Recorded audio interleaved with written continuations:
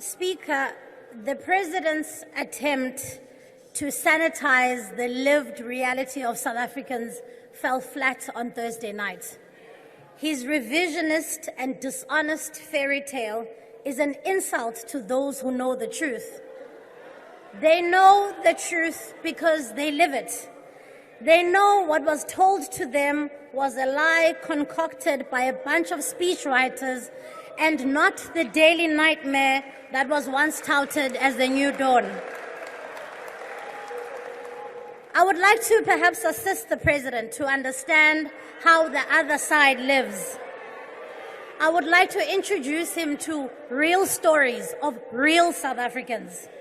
His fictional character, Tinswalo, a child born without democracy, is an exception and not the rule. In this country, the reality of young people is too bleak for words. Let me introduce you to Thabang, Mr. President, a 29-year-old man born in 1995. His family has lived in Alexandra all his life, and his entire worldview is characterized by lack, by poor service delivery, joblessness, and hopelessness. None of his family members have made it out or escaped the clutches of poverty. And under the Ramaphosa presidency, there's no hope that he ever will.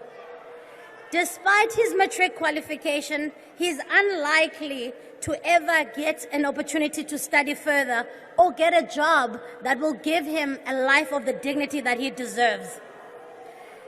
In fact, he was there, Mr. President. He was there when, in the heat of an election campaign, you, Mr.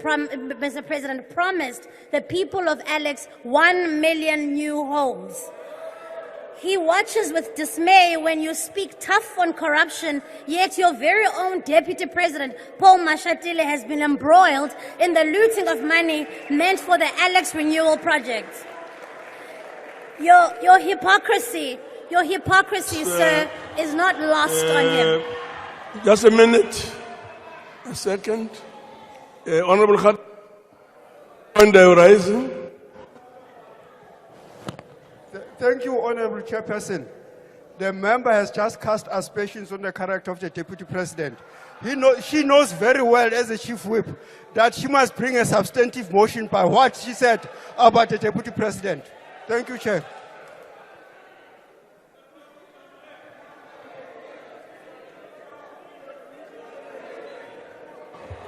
Honorable members, if I may just remind all of us, if we don't do things properly and conduct ourselves in a manner that is in keeping with the rules, situation tends to degenerate. For to have a decorum of the House being maintained, all of us have to conduct ourselves in a particular way. This has been explained and explained over time. So, Honorable Member, if you wish to raise allegations against any member of the House, we all know that we need a substantive motion and therefore an opportunity to do things in a way that assists take us forward. So I'll allow you to speak, but please bear what I've just said in mind. Chair, thank you. Thabang watches.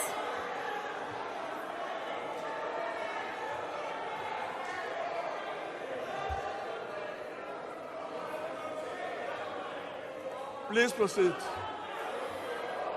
Chair, Thabang watches with dismay when you, Mr. President, speaks tough on corruption, when allegations of corruption and looting have been leveled against the Deputy President of the South African Republic, and he sits right next to you. How do you expect young people to take you seriously when in your very own cabinet you sit there and you entertain people who have allegations leveled against him? Your hypocrisy is not lost on him. He does not need to be sold a lie, Mr. President. He wakes up to a nightmare of broken promises every day. And he's unlikely and he's very likely to be persuaded to a life of crime. Because quite frankly, the life that young people in South Africa are living is hell in South Africa. Allow me, Mr. President, to also introduce you to Langalam Viki from Ekomani, a 3-year-old child who died inside a pit toilet because your government failed to uphold basic human rights of learners in schools. Yours, Mr. President, is a government that has trapped an entire generation of poor black children to a life of poverty. Xa izikolo ingezizwe indawo zabantwana bayofundela zingamangcwaba kukhona okonakeleyo. I would like to remind you, Mr. President, of Bongeka Buso and her children, Anati, Arabile, and Uratile. Bongeka was a mother of 3 children, Mr. President, from Ektua, who decided to end her life and her children's due to the poverty crisis that has been engulfing millions of South Africans across the country. Bongeka, Mr. President, made a choice that no mother in this country should ever have to make. She decided to end her life so that she can stop looking at her children's expectant faces every day with no hope in sight. South Africa is not a poor country. It is unfair and unconstitutional that anybody should go to bed hungry every night. South Africa is simply a country that is poorly led by an uncaring government. It is a crime, Mr. President, that severe malnutrition for children under the age of 5 has risen by 26%. We know that 12,000 children have died in hospital since 2013. And most recently, the census has revealed that at least 2 million households in this country are experiencing hunger and forced to skip a meal a day. These are not just numbers. These are people who put their trust in you and you have let them down. Eyona nto ibuhlungu yeyokuba kudala abantu benemonde, kudala belinde lo rhulumente owayebathembise ubomi obuphucukileyo. Kudala abantu beginya noba kukraka benethemba kuba noko nizade nikhuzane ningabayekeli betshatyalaliswa yindlala. Elo themba liphelile. Bayabona ubana lo urhulumente uphethwe ngabantu abazimisele ukutya imali yoluntu bade bayihlohlele entloko. Sebeyiqonda ukuba lona umbutho we-ANC ayisenguwo loba bemazi. Sebayayazi into yobana lona umbutho ngumbutho okhohlakeleyo. Yintoni nibakhohlakalele kangaka abantu boMzantsi Afrika? Ngoba kaloku yinkohlakalo mongameli into yabantu abayi-30 million abangabi nakutya umhla nezolo. Yinkohlakalo mongameli into yobana abantu abatsha bangafumani imisebenzi begcakamela ilanga kumakhaya befumbathe izidanga ezazifunyanwe ebunzimeni. Yinkohlakalo mongameli into yabantwana abancinci abaswelekayo yindlala in 2024. And to add insult to injury, our people are gaslit by the ANC government when they hold you to account. Their loyalty is demanded and they are routinely reminded to be grateful to the ANC. What is clear from the president's reluctance to recount the key tangible deliverables of the past term is that these are few and far between. He decided to do some fancy footwork on Thursday by focusing on the past 30 years instead of focusing on his 5 years in government. You see, he too is ashamed of his record in government. He too knows that South Africans are worse off today than they were in 2019 when he took over that office. And he too knows that his government's time is up.